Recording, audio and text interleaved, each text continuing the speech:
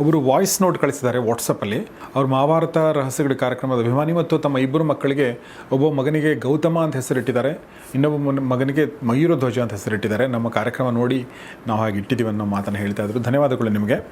ಅವರ ಪ್ರಶ್ನೆ ಏನೆಂದರೆ, ಶಿವನ ಹುಟ್ಟು ಹೇಗಾಯಿತು? ಶಿವನಿಗೆ ಹುಟ್ಟು ಇಲ್ಲ, ಸಾವು ಇಲ್ಲ ಅಂತ ನಾವು ಕೇಳಿದ್ದೀವಿ.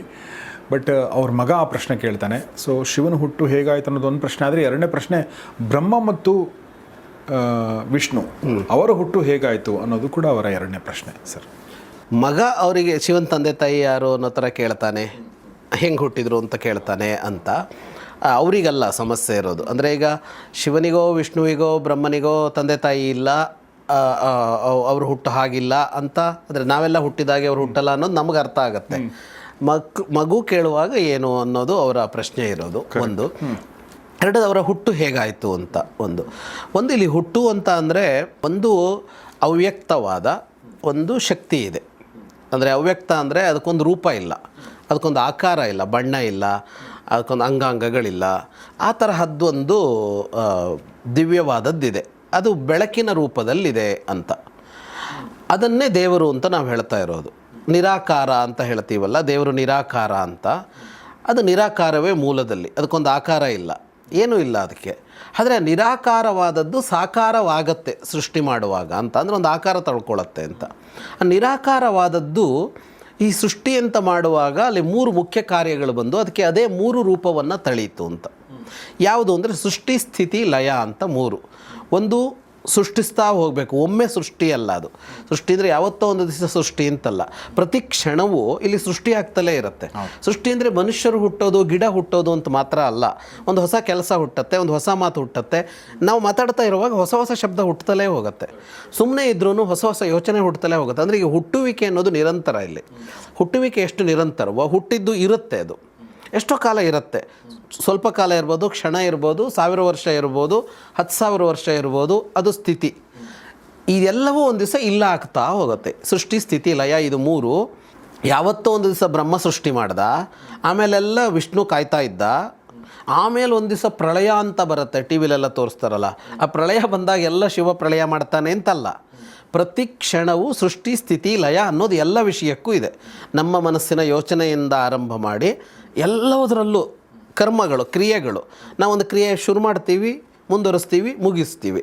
ಇದರಲ್ಲಿ ಹಲವು ತರಹದ್ದಿರುತ್ತೆ. ಕೈ ತುರಿಸ್ಕೊಳ್ಳುತ್ತೆ, ನಾನು ತುರಿಸ್ಕೊಂಡೆ. ಇಲ್ಲಿ ಸೃಷ್ಟಿ ಇದೆ, ಒಂದು ಕ್ರಿಯೆ ಹುಟ್ಟಿದೆ, ಕ್ರಿಯೆ ಸ್ವಲ್ಪ ಹೊತ್ತಿದೆ, ತುರಿಸಿಕೊಳ್ಳುವಷ್ಟು ಹೊತ್ತು, ಆಮೇಲೆ ಕ್ರಿಯೆ ಮುಗಿದೋಗಿದೆ. ಸೃಷ್ಟಿ, ಸ್ಥಿತಿ, ಲಯ ಅಷ್ಟು.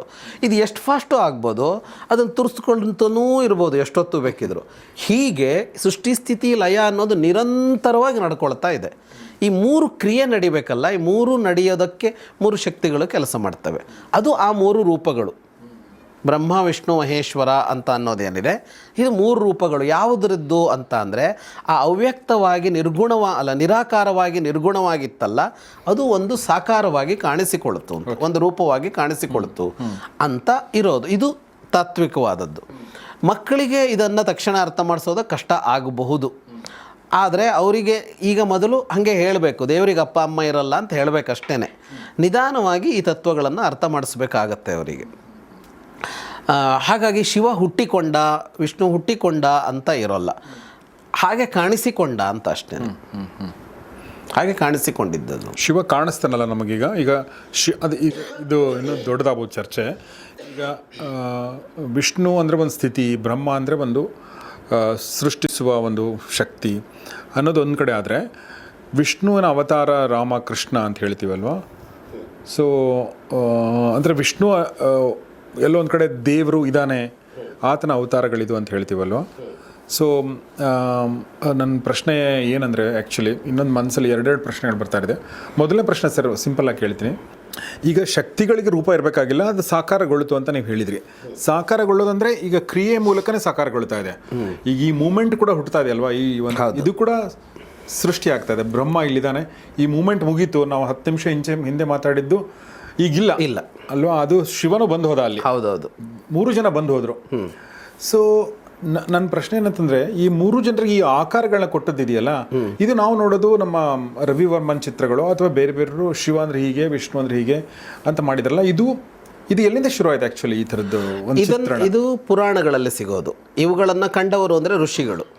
ಕಂಡವರು ಅವನು ಹೆಂಗಿದ್ದಾನೆ ಅಂತ ಪ್ರತಿಯೊಂದು ಕಡೆನೂ ಅವನ ಬಣ್ಣ ಹಿಂಗಿದೆ, ಅವನ ಕೈಲಿ ಇಂಥ ಆಯುಧ ಇದೆ, ಅವನ ಜಟೆ ಕಟ್ಕೊಂಡಿದ್ದಾನೆ, ಅವನ ಹಾವಿದೆ, ಅವನು ವ್ಯಾಘ್ರ ಅಂದರೆ ಹುಲಿ ಚರ್ಮ ಸುತ್ತಕೊಂಡಿದ್ದಾನೆ, ವಿಷ್ಣು ಅಂದರೆ ಪೀತಾಂಬರ ಉಟ್ಕೊಂಡಿರ್ತಾನೆ, ಅವನ ಕೈಲಿ ಶಂಖಚಕ್ರ ಗದೆಗಳಿವೆ ಅಂತ ಹೀಗೆಲ್ಲ ಹೇಳಿದಾರಲ್ಲ. ಇದರ ಆಧಾರದ ಮೇಲೆ ಈ ಚಿತ್ರಗಳು ಹುಟ್ಕೊಂಡಿರೋದು. ಇವುಗಳೇ ಮೂರ್ತಿಗಳಾಗಿ ಬಂದು ದೇವಾಲಯಗಳಲ್ಲಿ ಇನ್ನೊಂದು ಕಡೆಗಳಲ್ಲಿ ಮೂರ್ತಿಗಳಾಗಿ ಬಂದು ಇವೆಲ್ಲವೂ ನಮಗೆ ಸಿಗೋದೆಲ್ಲಿ ಅಂದರೆ ಈ ವೇದ ಪುರಾಣ ಇವುಗಳಲ್ಲೇ ಸಿಕ್ಕಿರೋದವು. ಅಲ್ಲಿರುವ ವರ್ಣನೆಗಳನ್ನು ಆಧಾರ ಇಟ್ಟುಕೊಂಡೇ ನಾವು ಮುಂದುವರಿಸ್ತಿರೋದು ಅದನ್ನು. ಹಾಗಾಗಿ ಈ ಆಕಾರಗಳು ಗೊತ್ತಾಗೋದು, ಆಕಾರ ಹೇಗಿದೆ ಅಂತ ಗೊತ್ತಾಗೋದು ಅವುಗಳಲ್ಲಿ, ಆ ಗ್ರಂಥಗಳಲ್ಲಿ. ಸರ್ ಆಮೇಲೆ ಕೊನೆಯದಾಗಿ ಈ ಶಿವ ಅಂದ ತಕ್ಷಣ ಶಿವ ಅಂತ ಇವ್ರು ಹೇಳಿದರು. ಶಿವ ಅಂದ ತಕ್ಷಣ ನಮಗೆ ಈಶ್ವರ ನೆನಪು ಬರ್ತಾನೆ, ನಮ್ಮ ಪರಶಿವ ನೆನಪು ಬರ್ತಾನೆ, ನಮಗೆ ಶಂಕರ ನೆನಪು ಬರ್ತಾನೆ, ಪರಮೇಶ್ವರ ಅಂತ ನೆನಪು ಬರ್ತಾನೆ, ಇನ್ನೂ ಸುಮಾರು ಆ ಥರ ಹೆಸರುಗಳಿವೆ. ಸೊ ಇವೆಲ್ಲವೂ ಬೇರೆ ಬೇರೆ ಅಂತ ನಾವು ಅಂದ್ಕೊಂಡಿದ್ದೀವಿ. ಪಾರ್ವತಿಯ ಪತ್ನಿ ಗಂಡ ಬೇರೆ, ಸತಿ ಅಂತ ಒಬ್ಬಕ್ಕೆ ಇದ್ಲು, ಇಬ್ಬರು ಆತನಿಗೆ ವೈಫ್ ಅಂತ ಕೇಳಿದ್ವಿ. ಸೊ ಇದೆಲ್ಲ ಬೇರೆ ಬೇರೆನಾ? ಇದು ಈ ಶಂಕರ ಬೇರೆ, ಈಶ್ವರ ಬೇರೆ, ಶಿವ ಇಲ್ಲ, ಇದೆಲ್ಲ ಒಂದೇನೆ. ಅವನಿಗಿರುವ ಬೇರೆ ಬೇರೆ ಸ್ವರೂಪ ಸ್ವಭಾವ, ಅವನು ಮಾಡಿದ ಕಾರ್ಯಗಳ ಮೇಲೆ ಬೇರೆ ಬೇರೆ ಹೆಸರುಗಳು ಬರ್ತಾ ಹೋಗಿವೆ. ಕಾಲಭೈರವ. ಈಗ ರುದ್ರ ಅಂತ ಅಂದಾಗ ಅವನು ಯಾವಾಗಲೂ ಒಂದ್ಸಲ ಭಯಂಕರವಾದ ಕಾರ್ಯ ಮಾಡಿದ್ದಾನೆ, ಬೆದರಿಸುವ ನಾಶ ಮಾಡುವ ಕೆಲಸ ಮಾಡಿದಾಗ ರುದ್ರ ಆಗ್ತಾನೆ. ಅವನು ತುಂಬ ಶಾಂತವಾಗಿ ಕುಳಿದುಕೊಂಡಾಗ ಶಿವ ಅಂತ ಕರೆಸ್ಕೊಳ್ತಾನೆ. ಯಾರಿಗೋ ಭಕ್ತರಿಗೆ ಅನುಗ್ರಹ ಮಾಡಿದ್ದಾನೆ, ಶಮ್ ಅಂದರೆ ಒಳ್ಳೆಯದು ಅಂತ, ಶಂಕರ ಆಗ್ತಾನೆ, ಅವನು ಒಳ್ಳೇದು ಮಾಡುವವನು ಆಗ್ತಾನೆ. ಹೀಗೆ ಅವನು ಏನೇನು ಮಾಡಿದಾನೋ ಅದು ನೋಡ್ಕೊಂಡು ಅವನನ್ನು ಕರಿತಾ ಹೋಗಿರೋದು, ಬೇರೆ ಬೇರೆ ಥರದಲ್ಲಿ ಕರಿತಾ ಹೋಗಿರೋದು. ಇನ್ನು ಕೆಲವು ರೂಪ ಮಾಡ್ಕೊಂಡಿರೋದು ಇದೆ. ಅವನು ಕಾಲಭೈರವನಾಗಿ ಕಾಣಿಸ್ಕೊಂಡಿರ್ಬೋದು, ಅಥವಾ ದಕ್ಷಿಣಾಮೂರ್ತಿಯಾಗಿ. ಈಗ ದಕ್ಷಿಣಾಮೂರ್ತಿ ಅಂದರೆ ವಿದ್ಯೆಯನ್ನು ಬೋಧಿಸುವ ಶಿವನ ರೂಪ. ಈಗ ನಾವು ಸರಸ್ವತಿ ಗಣೇಶ ಅಂತ ಹೇಳ್ತೀವಲ್ಲ ವಿದ್ಯೆಗೆ ಅಂತ, ಹಾಗೆ ದಕ್ಷಿಣಾಮೂರ್ತಿ ಅಂತ ಶಿವನ ವಿದ್ಯಾ ಸ್ವರೂಪ. ಅದು ಬಹಳ ಬಹಳ ಇದರ ಅಂದರೆ ಜ್ಞಾನಪ್ರದಾಯಕವಾದ ಬಹಳ ದೊಡ್ಡ ಶಕ್ತಿ. ಅದು ಎಲ್ಲಿ ಸರ್ ಇರೋದು? ಅದು ಕೈಲಾಸದಲ್ಲೇ ಇರೋದು ಅಂತಲೇ. ಅಂದರೆ ನಮ್ಮ ಈಗ ನಾವು ಹೆಂಗೆ ಹೌದೌದು ಹಂಗಿದ್ದೇ ಇದೆ. ಹೌದು, ದೇವಸ್ಥಾನಗಳಿವೆ, ದಕ್ಷಿಣಾಮೂರ್ತಿಯ ದೇವಸ್ಥಾನಗಳಿವೆ, ದಕ್ಷಿಣಾಮೂರ್ತಿಯ ಸ್ತೋತ್ರಗಳಿವೆ, ಅದಕ್ಕೆ ಬೇಕಾದ ಕಥೆಗಳಿವೆ. ಅವನು ವೃದ್ಧ ಶಿಷ್ಯ ಗುರುರ್ ಯುವ ಅಂತಲ್ಲ, ಅಂದರೆ ಅವನಿನ್ನೂ ಯುವಕ, ಅವನು ಪಾಠ ಮಾಡ್ತಾ ಇದ್ದಾನೆ. ದಕ್ಷಿಣಾಮೂರ್ತಿ ಒಂದು ವೃಕ್ಷದ ಕೆಳಗೆ ಕುಳಿತು, ಎದುರುಗಡೆ ಇರೋರಿಗೆಲ್ಲ ವಯಸ್ಸಾದವರು ಪಾಠ ಕೇಳ್ತಾ ಇದ್ದಾರೆ, ಯುವಕ ಪಾಠ ಮಾಡ್ತಾ ಇದ್ದಾನೆ. ಗುರೋಸ್ತು ಮೌನಂ ವ್ಯಾಖ್ಯಾನಂ ಶಿಷ್ಯಾಸ್ತು ಚಿನ್ನ ಸಂಶಯ.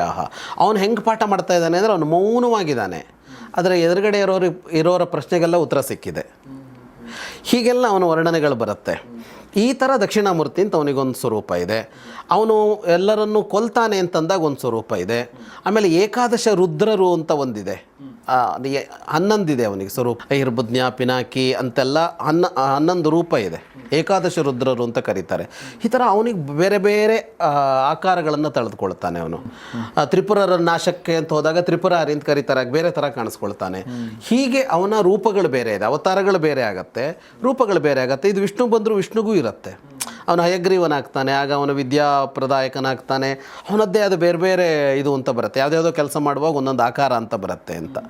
ಹೀಗೆ ಒಬ್ಬನೇ ಅವನು ಬೇರೆ ಬೇರೆ ಕಾರ್ಯಗಳನ್ನು ಮಾಡುವಾಗ ತಳೆಯುವ ಆಕಾರಗಳು ಬೇರೆ ಥರ ಇರುತ್ತೆ. ಇದಕ್ಕೆ ಏನರ್ಥ ಇದಕ್ಕೆ ಹೀಗಲ್ಲ ಅಂತ ಅಂದರೆ, ನಾವೇನೇ ಬೇರೆ ಬೇರೆ ಕೆಲಸ ಮಾಡುವ ಬೇರೆ ಬೇರೆ ಥರ ಇರ್ತೀವಿ. ನಮ್ಮ ಕೈಲಿರೋ ಆಯುಧ ಬೇರೆ ಇರುತ್ತೆ, ನಮ್ಮ ಡ್ರೆಸ್ ಕೋಡ್ ಬೇರೆ ಇರುತ್ತೆ ಅಂತ. ಸ್ವಿಮ್ ಮಾಡೋಕ್ಕೆ ಹೋದಾಗ ಟೈಟು ಪ್ಯಾಂಟು ಶರ್ಟು ಸೂಟು ಹಾಕ್ಕೊಳ್ಳಲಿಲ್ಲ ನಾವು, ಆಯಿತಾ. ಮನೇಲಿ ಏನೋ ಗಿಡಗಳಿವೆ ಕತ್ತರಿಸ್ಬೇಕು ಅಂತ ಹೋದಾಗ ಕೈಲಿ ಕತ್ತಿ ಹಿಡ್ಕೊಂಡು ಹೊರಟಿದ್ದೀವಿ ನಾವು. ಆವಾಗ ಒಂದು ಹಾಳಬರಾದರೆ ಏನೋ ಒಂದು ಪಂಚೆ ಸುತ್ಕೊಂಡಿರ್ಬೋದು, ಈಗಾದ್ರೂ ಒಂದು ಚಡ್ಡಿ ಹಾಕ್ಕೊಂಡಿರ್ಬೋದು, ಏನೋ ಒಂದು ಅಲ್ವಾ. ಈಗ ನಮ್ಮ ವೇಷ ಬದಲಿದೆ, ಬಟ್ಟೆ ಬೇರೆ, ಅದರ ಬಣ್ಣ ಬೇರೆ, ಕೈಲಿರೋ ಆಯುಧ ಬೇರೆ, ಮತ್ತು ಮುಖಭಾವವೂ ಬೇರೆ ಇರ್ಬೋದು ಅವಾಗ. ಕರೆಕ್ಟ್. ಮಗುವಿಗೆ ತಾಯಿ ಏನೋ ಒಂದು ತಿನ್ನಿಸುವಾಗ ಅವಳ ಮುಖಭಾವ ಹೆಂಗಿದೆ, ಮಗು ತಪ್ಪು ಮಾಡಿದೆ ಅಂತ ಬೈಯೋಕ್ಕೆ ಹೊರಟಾಗ ಕೈಯಲ್ಲೊಂದು ಕೋಲ್ ಇಟ್ಕೊಂಡು ಆವಾಗ ಅವಳ ಮುಖಭಾವ, ಅವಳು ಕಾಳಿ ಆಗಿರ್ಬೋದು, ಇನ್ನೊಂದು ಸಲ ಪಾರ್ವತಿ ಆಗಿರ್ಬೋದು. ಹೀಗೆ ಇದೆಲ್ಲ ಶಿವನಿಗೆ ವಿಷ್ಣುವಿಗೆ ಅಂತಲ್ಲ, ನಾವು ಈ ಥರ 100 ಅವತಾರ ತಾಳ್ತಾನೆ ಇರ್ತೀವಿ.